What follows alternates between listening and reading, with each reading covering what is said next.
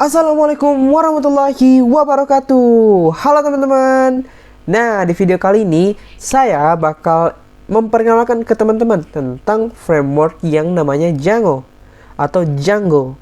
Nah, sebelum masuk materinya lebih dalam, alangkah baiknya kita berkenalan dulu teman-teman. Perkenalkan, nama saya Muhammad Hidayat. Saya adalah seseorang mahasiswa Teknik Informatika. Nah, untuk teman-teman yang ingin kenal saya lebih lanjut, kalian bisa mengunjungi LinkedIn saya, yakni Muhammad Amin Hidayat. Oke, tanpa basa-basi lagi, mungkin langsung kita lanjut ke materinya. Nah, di video kali ini juga mungkin ya, saya bakal bagi per part, karena untuk efisiensikan materinya agar mungkin sedikit lebih mudah dicerna. Jadi, pada materi awal yang akan saya bawakan itu, saya bakal ngejelasin tentang pengenalannya terlebih dahulu hingga kita start project. Oke? Di materi pembahasan kali ini, saya bakal ngejelasin sebenarnya apa itu Django atau yang teman-teman mungkin lebih gampang bilang Django. Kalau saya sih Django. Nah, yang kedua kita akan ngebahas kenapa pakai Django. Nah, yang ketiga, kita bakal coba instalasi Django serta mempelajari struktur dasar dari framework Django ini. Oke? Oh ya. Tadi kan awalnya saya bilang kita akan belajar tentang framework Django. Tapi sebelum itu, teman-teman tahu nggak apa sih itu framework? Nah, framework itu adalah sebuah kerangka untuk membuat satu aplikasi, website, ataupun desktop yang dibangun menggunakan bahasa pemrograman tertentu. Jadi dia sebagai penghubung antara bahasa pemrograman dengan teknologi yang ingin mereka perlihatkan. Contoh, membuat suatu website. Nah, analoginya itu seperti sebuah kerangka. Jadi ketika teman-teman memanggil framework ini, dia akan memunculkan satu kerangka yang sudah ada. Jadi teman-teman sudah tidak perlu manual membuat satu file ini, dan file ini. Jadi teman-teman cukup install saja, terus konfigurasi sedikit, maka rangkanya sudah ada. Jadi teman-teman tinggal tambahkan sesuai kebutuhan. Jadi nanti outputnya akan terlihat lebih jelas begitu teman-teman. Sesuai dengan yang teman-teman inginkan. Yang pertama, apa itu Django? Django adalah framework yang dibangun untuk menghubungkan bahasa pemrograman Python untuk membangun sebuah website. Oh ya, Python juga sebenarnya bukan cuma Django framework yang dia bikin atau dia gunakan, tapi ada juga framework yang namanya Flash. Namun fungsinya sebenarnya 11-12, tapi dipakai sesuai dengan kebutuhan juga teman-teman. Nah, Django itu sendiri memiliki versi yang selalu up to date.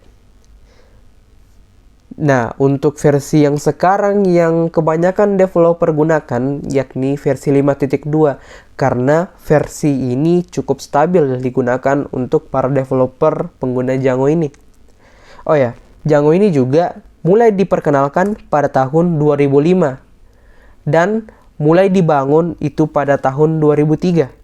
Jadi teman-teman bisa ngelihat data-data pembangunan atau update informasi tentang framework ini dari dokumentasinya langsung. Contoh, ini ada link yang saya sematkan. Teman-teman bisa cari. Nah, di sini bakal dijelaskan tentang informasi update dari framework yang kita bahas tadi, yaitu Django. Sini ada detail, rilisnya kapan, apa yang diperbarui, apa yang dimodifikasi, dan lain-lain. Oke, lanjut. Nah, di framework Django ini juga banyak digunakan di aplikasi ataupun startup besar loh, seperti media sosialnya teman-teman, Instagram, Spotify, ataupun Pinterest. Platform-platform tersebut menggunakan Django sebagai framework untuk aplikasi web mereka. Terus kenapa harus pakai Django? Jadi, kenapa sih orang tertarik menggunakan Django? Karena pembuatan aplikasi menggunakan framework ini sangat cepat. Dia juga memiliki arsitektur struktur model yang sedikit berbeda namun sama dengan framework lainnya. Namun nilai plus dari framework Django ini, dia menggunakan bahasa Python. Jadi contoh kita ingin mengelola suatu perhitungan dari machine learning dan lain sebagainya yang kebanyakan menggunakan bahasa Python, orang-orang jadi cari suatu teknologi yang bisa menghubungkan antara machine learning ke website. Nah, digunakanlah Django ini, teman-teman. Django juga memiliki konsep tersendiri, yaitu MVT atau Model View Template. Sebenarnya model ini sama seperti model pada framework yang lainnya, seperti di Laravel. Namun, Laravel menggunakan konsep MVC, yaitu Model View Controller. Sebenarnya perbedaan paling besarnya itu pada view dan juga controllernya. Jika pada Django, mereka menggunakan tampilan atau menyebutkan sebuah tampilan sebagai template. Dan untuk logika bisnisnya mereka menggunakan view. Jadi di view itu mereka atur logika bisnis dan lain-lain. Otak intinya itu di view. Dan untuk model ya sama seperti framework yang lainnya. Nah, kalau di Laravel, mereka menggunakan controller untuk logika bisnis. Dan untuk menampilkan tampilannya, mereka menggunakan view. Jadi secara garis besar, Laravel menggunakan controller sebagai otak utama dari framework ini. Sedangkan Django menggunakan view sebagai otak utama dari framework ini, teman-teman. Dan perbedaannya juga dari framework Laravel ini, dia full control atau kita bisa mengontrol keseluruhannya. Sedangkan Django sudah dibikinkan otomatis built-in. Tapi kita juga masih bisa konfigurasi hal tersebut. Nah, di framework Django ini juga sudah dilengkapi dari fitur-fitur login, fitur register, mengolah data, admin panel, dan lain-lain yang teman-teman bisa lihat atau cek sendiri di dokumentasinya ya. Terus yang kedua, di framework Django ini mereka menggunakan prototype yang sangat cepat. Jadi teman-teman tidak perlu pikir terlalu dalam tentang hal teknisnya. Teman-teman bisa fokus on projectnya teman-teman. Dan yang terakhir, Django ini sudah memiliki keamanan dasar untuk mencegah dari XSS atau SQL injection ataupun sebagainya. Namun security ini juga masih bisa ditingkatkan loh teman-teman. Nah, yang ketiga itu cara pasang framework Django ini. Mungkin ini bakal langsung praktek. Oke. Tentunya yang pertama teman-teman harus punya bahasa pemrograman Python di device-nya teman-teman. Jika belum punya, teman-teman bisa download di laman resmi Python, yaitu python.org. Teman-teman bisa download di sini. Oke, teman-teman bisa buka command prompt ataupun PowerShell-nya. Setelah itu, teman-teman bisa masuk atau bikin suatu dokumen untuk memulai project-nya. Di sini saya menggunakan project dokumen dan menggunakan folder Django tutorial. Nah, di sini saya belum memiliki file sama sekali, masih kosongan. Kita sebelum memulai proses membuat aplikasi Django ini, tentunya kita harus sebenarnya ini opsional sih untuk bikin lingkungan virtual environment terhadap project kita. Namun ini sangat disarankan agar contoh kita membuat aplikasi yang menggunakan Python atau Django ini di folder lain, itu bakal terganggu karena tentunya kita menggunakan versi-versi atau package-package yang berbeda. Itu akan makan banyak sekali resource. Tapi kalau kita pakai virtual environment, dia bakal memanage secara satu lingkungan untuk project kita saja. Oke. Untuk cara bikin virtual environment-nya, teman-teman cukup mengetik Python lalu -m terus VNV atau virtual environment, terus nama environment-nya. Di sini saya akan beri nama env saja. Sebenarnya sini penamaannya bebas. Oke, enter. Kemudian ditunggu. Oke, sudah. Teman-teman bisa ngelihat lagi. Nah, di sini ada satu folder baru yang baru saja ditambahkan. Oke, lanjut. Teman-teman bisa mengaktifkan virtual environment itu. Nah, untuk sistem operasi seperti Linux ataupun Mac, mereka punya cara pengaktifan virtual environment itu yang berbeda dari Windows. Windows punya caranya tersendiri. Oke, caranya itu env terus script terus aktif. Jadi ini akan mengaktifkan environment kita. Nah, di sini kita bisa ngelihat informasi dari pad kita yang di sampingnya ada tulisan env. Jadi di sini sudah nyala virtual environment-nya kita ya. Selanjutnya kita bakal nginstal library Django ini dulu. Kita bakal install framework Django dengan cara pip install Django.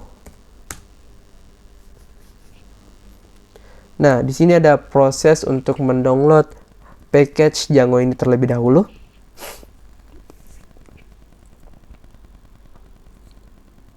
Sorry ya teman-teman, lagi flu. Oke, sudah. Kita akan ngecek versi berapa sih yang diinstal sama Python ini. Caranya itu pip list.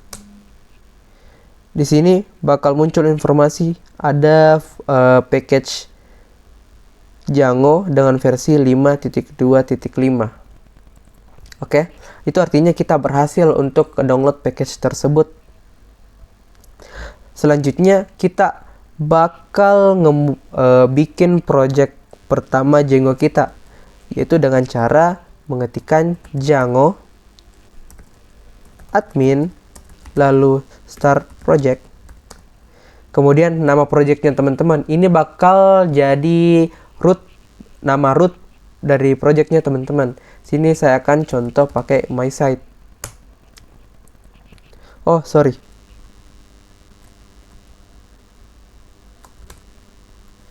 Django admin start project. Oh, typo. Oke, berhasil. Kita bakal cek. Nah, di sini kita berhasil panggil framework yang kita butuhkan, yaitu framework Django dengan nama folder my site. Kita masuk ke dalam folder tersebut, lalu kita masuk ke dalam VS Code dengan cara mengetik kode titik. Tunggu. Oke, sudah masuk. Nah, di sini kita bakal ngelihat dua file. File pertama yaitu manage.py atau py, dan kedua adalah folder yang sudah kita buat tadi. Di sini ada beberapa file-file Python seperti init, ascii, setting, urls, dan wsg. Untuk setting ini kita gunakan untuk menginisialisasi database kita dan juga aplikasi-aplikasi apa saja yang bisa terdaftar pada project Django kita nanti. Dan untuk urls ini untuk sebagai peta atau penghubung pad yang kita akses di web atau di website kita. Dan untuk manage ini adalah file terpenting, karena di manage ini akan menjalankan project Django kita. Jadi kita cukup memanggil file manage.py ini, maka server akan jalan, lalu aplikasi kita akan running. Oke. Nah, kita bakal coba untuk ngerunning project Django pertama kita. Caranya, teman-teman bisa ngetik Python, terus nama file manage ini, kan manage spasi run server. Teman-teman bisa enter. Nah, di sini tiba-tiba akan menggenerate satu file PyCharge yang digunakan untuk eksekusi file Python ke web server. Nah, di sini juga akan otomatis dibikinkan DBS SQLite.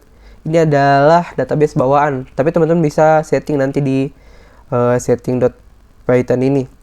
Nah, di sini teman-teman ada informasi di selnya tentang log atau localhost yang bisa kita buka di web servernya teman-teman.